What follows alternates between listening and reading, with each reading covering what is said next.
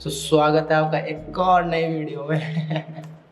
एक महीने के बाद फिर से एक नई वीडियो शूट कर रहा हूँ। ऐसे ही हर महीने में एक वीडियो शूट करके 11 महीने में 11 वीडियो तो अपलोड कर ही दूंगा। हाँ, मुझे काफ़ी टाइम हो गया, मैं काफ़ी टाइम से वीडियो अपलोड नहीं कर रहा हूँ, बट इसके पीछे भी काफ़ी सारी प्रॉब्लम्स चल रही थी। ये जो एक महीना गया ना मेरी लाइफ का, इसमें बहुत सारे चेंजेस आए हैं। मतलब मैं आपको क्या बताऊँ, तो जो मेरा बिलीफ सिस्टम है वो बिल्कुल 360 डिग्री चेंज हो रहा है। जिस चीज़ को मैं पहले सच मानता था, अब उस पर धीरे धीरे मेरा ट्रस्ट कम हो रहा है, और जिन चीज़ों पर मैं बिलीव करते ही नहीं था, धीरे धीरे उन चीज़ों पर मेरा बिलीव अब इंक्रीज हो रहा है। तो इसकी वजह से बस इन्हीं अप डाउन की वजह से मैं वीडियो रिकॉर्ड ही नहीं कर पा रहा था। चलो मैं आपको इस अपने एक महीने का रिव्यू देता हूँ। तो सबसे पहले किसी अच्छी चीज़ से शुरुआत करते हैं।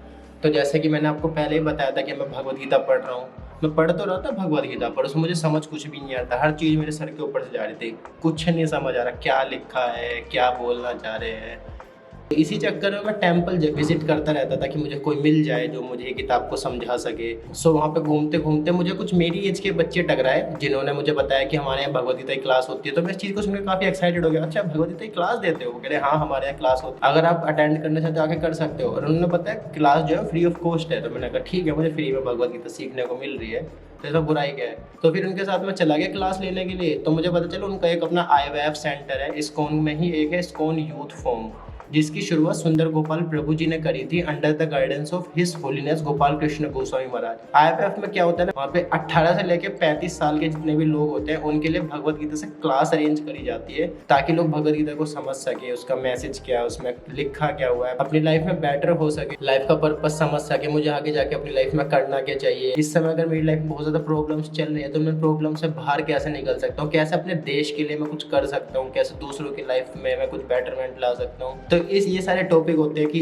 एंगर को कैसे मैनेज करना है, अपने इमोशंस को कैसे मैनेज करना है, डिप्रेशन से कैसे बाहर निकलना है। आजकल यूथ की लाइफ में बहुत प्रॉब्लम है कि लोनलीनेस से कैसे बाहर निकलना है, और दूसरे लोगों से अपने रिलेशन अच्छे कैसे बना के चल रहे हैं, कैसे हम अपने माइंड को ट्रांसफॉर्म कर सकते हैं कि हमें आइडियाज़ है, हम छोटी छोटी चीज़ों को लेकर बेफालतू में डिप्रेशन में ना चले जाए, कि ऐसे एंजाइटी से बाहर निकला जाता है। इन सब टॉपिक से रिलेटेड वहाँ पे क्लास होती है। अगर मैं अपना पर्सनल एक्सपीरियंस बताऊँ तो मुझे सच्ची वहाँ पे क्लास लेके काफ़ी इन्जॉयमेंट भी मिल रहा है, काफ़ी कुछ सीखने को मिल रहा है, और सबसे बड़ी बात वो क्लास के एंड में प्रसाद भी देते हैं। और जैसे कोई ऐसा नहीं है कि एक कटोरी में हम 4 बूंदी रख के दे देंगे, ऐसा कुछ नहीं, पेट भर के खाना देते हैं आराम से। दाल मखनी चावल रोटी सब्जी पेट भर के जाओ, इवन टिफिन में घर भी पैक करके ले जाओ। सो जैसे मैं वहाँ पे क्लास लेने गया तो उन्होंने मुझे बताया कि हम यहाँ पे मेडिटेशन भी करते हैं। तो मैंने मेडिटेशन सुन के खुश हो गया। सो मैं पहले थोड़ा बहुत ट्राई करता था मेडिटेशन के लिए, पर मेरे पे हो नहीं पाती। तो मैंने सोचा क्या बात है, ये मुझे मेडिटेशन भी सिखाएंगे।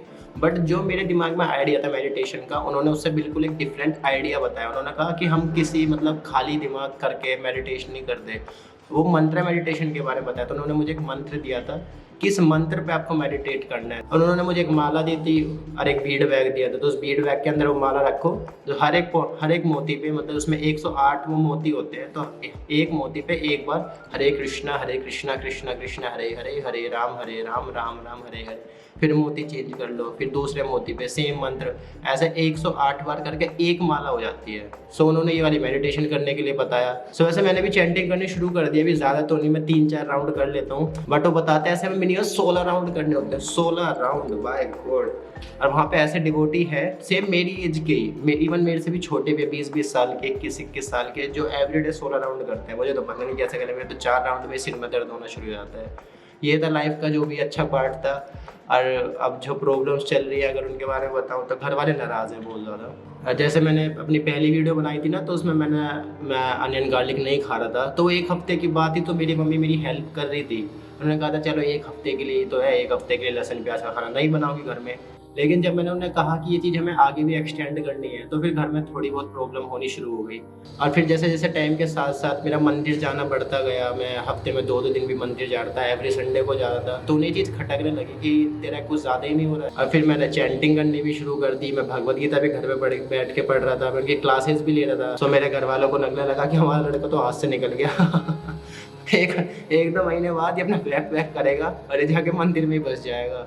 सो फिर मेरे घर वाले भी अपनी जिद पे अड़ गए।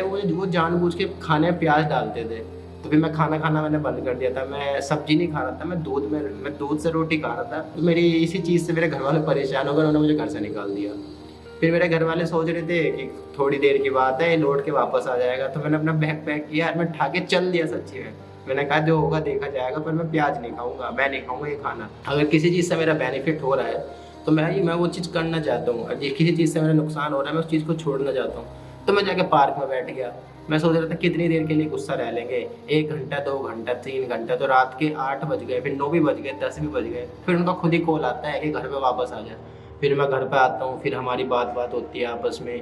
फिर मुझसे कहते हैं कि तू ये सब करना छोड़ दे, और जैसे तू कहेगा हम वैसा करेंगे। मैंने कहा मैं नहीं छोड़ूंगा, क्योंकि मुझे वहाँ जाके बेनिफिट मिल रहा है। तो कह रहे थे तू ये माला वाला करना छोड़ दे।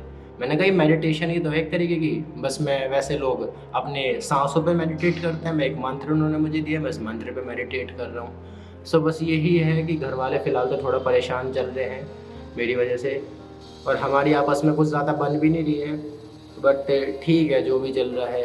और अभी तो फ़िलहाल यही अपडेट चल रहे हैं कि हाँ मैं भगवद गीता सीख रहा हूँ, मैं चैंटिंग कर रहा हूँ। घर वालों से मेरी लड़ाई हो रखी है बहुत ज़्यादा, इवन मम्मी पापा में से कोई बात भी नहीं कर रहे हैं मुझसे। और मैं उन्हें समझाने की भी कोशिश करता हूँ, वो नहीं समझना चाह रहे हैं। उन्हें लग रहा है कि अब हमारा लड़का बाबा बन जाएगा, महीने 2 महीने बाद अपना ही बैग उठाएगा और निकल जाएगा घर से, कहीं कहीं जाके बस जाएगा, कहीं पहाड़ों में चला जाएगा, वृंदावन चला जाएगा। बट मैंने कैसे समझाऊँ कि मैं कहीं नहीं जाता छोड़ के, ये बस मैं अपनी लाइफ में मुझे नई चीज़ मिली है प्रैक्टिस करने के लिए, तो मैं सब प्रैक्टिस कर रहा हूँ। अगर मुझे बेनिफिट होता है तो मैं करता रहूँगा, मैं फ्यूचर में जाके छोड़ दूँगा। बट फिलहाल तो मुझे बेनिफिट हो रहा है, इस चीज़ को मैं फॉलो करना चाहता हूँ। और बात रही खाने की, फ़िलहाल तो मैं दूध से ही रोटी खा रहा हूँ। घर वाले बिल्कुल भी मान नहीं रहे हैं इस चीज़ को, एवरीडे किसी ना किसी बात लड़ाई हो रही है। और यही लाइफ अपडेट था मेरा कि मैं चैंटिंग कर रहा हूँ, मैं भगवद गीता पढ़ रहा हूँ, लाइफ के बिलीफ चेंज हो रहे हैं। मैं पहले सोचता था कि साइंटिस्ट ने जो बताया वो चीज़ सच है, बट अब मुझे पता चल रहा है वो सब चीज़ें थ्योरी है या फिर हाइपोथेसिस है, बस वो ऐसा मानते। मैंने कहा जब वहाँ बिलीव करने से अच्छा मैं यहाँ बिलीव करके देख लूँ, क्या पता मुझे कुछ बेनिफिट हो जाए। तो अब मेरा धीरे धीरे भगवान में बिलीव बढ़ रहा है, और तो उसके हिसाब से अब लाइफ में चेंजेस आ रहे हैं। घर वाले थोड़े से परेशान हैं मुझसे, बट कुछ टाइम की बात है। तो बस यही लाइफ अपडेट था, यही मुझे शेयर करना था आपसे। सो मैं ट्राई करूँगा कि मैं टाइम पे वीडियो अपलोड करता रहूँ, या जो जो चीज़ें मैं सीख रहा हूँ अपने प्रोसेस के द्वारा मैं आपको भी सिखाने की कोशिश करूँ, ताकि आप भी अपनी लाइफ में बेटरमेंट ला सके। सो अब मिलते हैं अगली वीडियो में। अगली वीडियो तक के लिए हरे कृष्णा।